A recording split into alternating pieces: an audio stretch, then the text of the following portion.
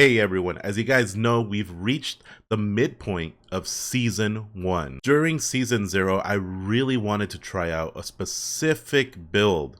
Unfortunately, my ability to roll and craft runes and charms was not very good. One of the main runes that I really wanted to try out was, of course, Endless Anger, the Mystic Rune. And I wanted to try it out because of how powerful it is. Not only does it give you extra energy every 5 turns, it also allows you to get a lot more damage. 2 conditions which really help end games way faster. Because of my bad luck, I decided to buy an Endless Anger and really try it out and see how it works. And boy, did I discover the strength of a Mystic Rune. With Endless Anger, I've been able to rank #1 on the leaderboard for multiple days. And with the team comp that I have, it really brings out the strength of this Mystic Rune.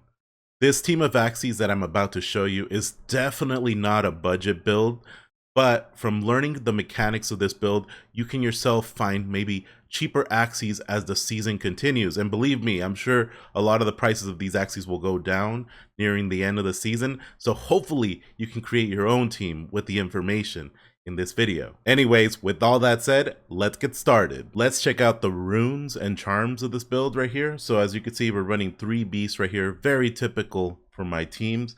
Let's check out the midliner. The midliner looks like this. It's using a pangolin scale, of course, one of the best rare runes in the game. A lot of defense for that.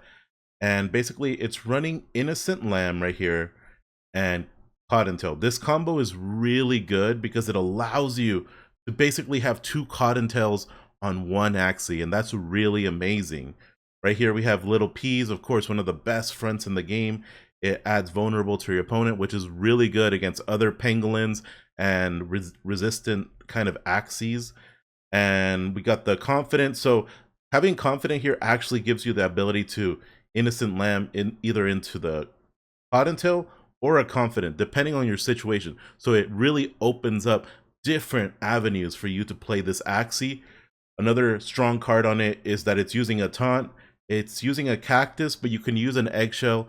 Cactus just gives you a little bit more control over it if you want to pull in an Axie for it, or sometimes it's not worth it for you. But most of the cases, I'd say it's worth it to taunt out from your frontliner getting hit and dividing out the damage. That's what these taunts really do.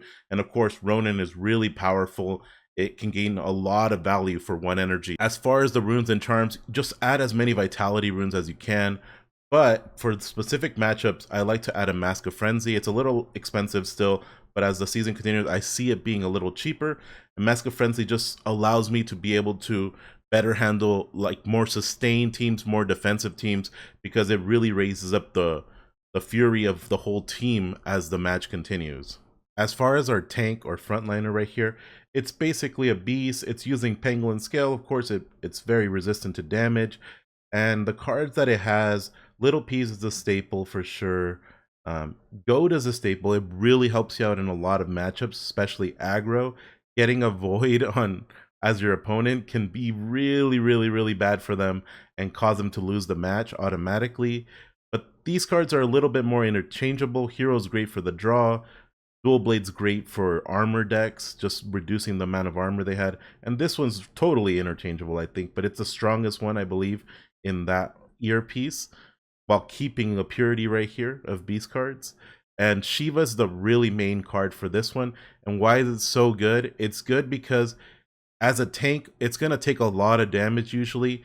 And if you draw into a Shiva pretty early, you're going to be able to get 4 rage stacks to your whole team, not only increasing their damage, but also increasing their chances to get into fury mode. So that's really a great card, and a really great card for a tank specifically. As far as the charms for this tank right here, it's just going to be all vitalities. These are a little bit more expensive still, some of these, but as the season continues, I think they're going to be way more affordable. So use whatever you have for now as far as vitality.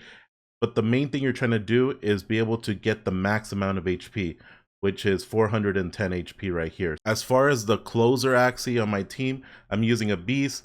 It's using an Endless Anger rune. It's a Mystic Rune, so it's not going to be accessible to everyone.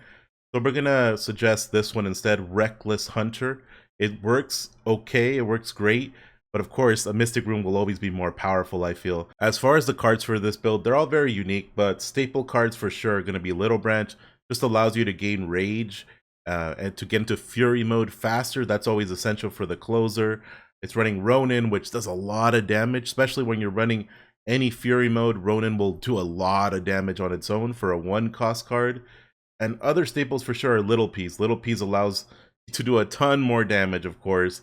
And these are this card can change a little bit. Believer, I'm not completely sold on it, but it was the best I could get for this position. Sometimes it's good against Mavis and other summon builds. So I've seen its use over time, and also allows you to gain a rage point as well. So that's pretty good. But these two cards are the ones that I haven't seen too common. Basically, Tiny Turtle is like, I feel, the key card to this deck. It usually wouldn't be that great of a card because you stun yourself, but in a one-on-one situation, Tiny Turtle can win you the match by not allowing your opponent to beat you, or let them use their cards basically next turn, and you could set up for something crazy. And what can you set up with this Axie? Here's another card, Tiny Dino. It has Retain. I've talked about this card before, and it keeps growing every turn you don't use it. And this card could really lead to some crazy Rage or Fury mode. As far as the runes and charms, I would say get as many Vitality runes as you can, but for the closer, you really want to build up your Rage stacks much faster to get into Fury. So that's why I would recommend 2 Mask of Frenzies. I'm hoping these go down in value more, so they become more accessible to more players. But these can really get you into Fury mode maybe 1, 2 times, maybe 3 times sometimes in a game. So they're very essential, especially played with Little Branch. You can gain 4 stacks of Rage from this 2-cost card, which is amazing. It gets you almost halfway there. All right, let's see this team in action right here. As you can see, let's quickly look at our opponent. They're running a triple Aqua team. Not a very typical team, but I can see what they're trying to do. They're trying to add a lot of curses. They're trying to get a lot of bubble paste going. And basically, it's just a triple Nemo team. Eggshells to try to divide out the damage. So as you can see, all their Axies have a good amount of HP or Vitality going. So they're going to try to pull me away as the match continues and try to do as much damage with the bubble paste and everything together. So we're going to see how this team plays out. I go in, I immediately hit into him, but I save the Cactus. Going first allows you to save a card for free. So I save that Cactus because they're going to hit into this one, and it's going to allow me to be able to use Shiva later. So he's hitting into it. I'm already in Shiva range right here. He's using a lot of his energy to hurt into me. And see, my Cactus comes out here. I use the Cactus, so then I divide out the damage back into this Axie, and I try to hurt this Axie as much as possible. The Cactus is right here.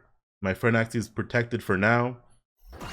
He's going to go for an all-in attack, basically.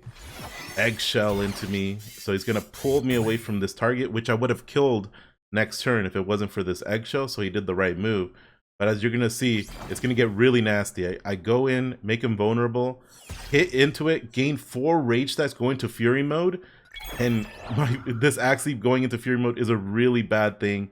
I try to raise those stacks. Boom, 169 to the back Axie. I still have an energy to go, and you're going to see Ronin finishes off the front Axie.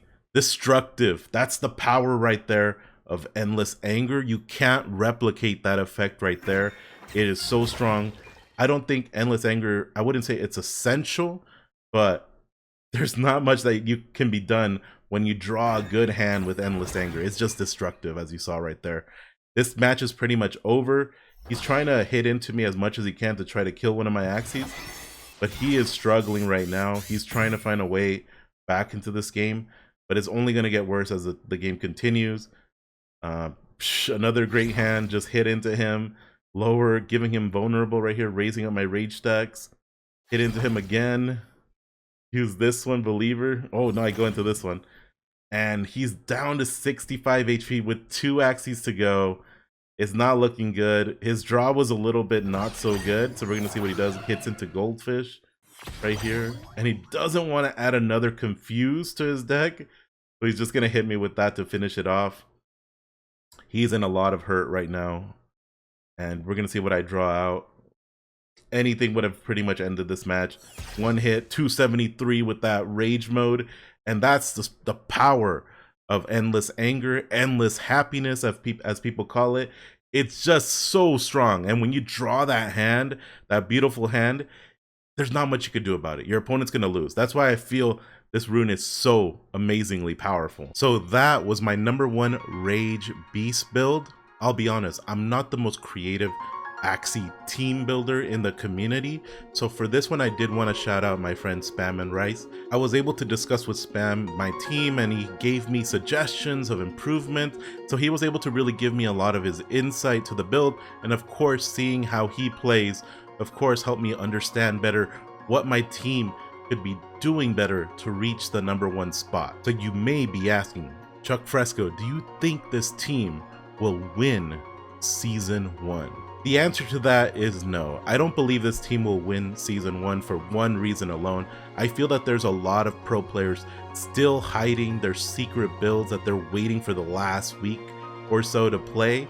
So I believe we'll see some really crazy creative teams coming out, and those teams will most likely win the season. If you like this video, please like and subscribe to the channel. It helps me out tremendously. And if you have any questions for me, please leave it down in the comment section below. I'm always reading it and replying to as many as I can, so I can give you some advice on whatever you may have a question about. Anyways, that ends it for this video. Take care, and I'll see you guys all next time.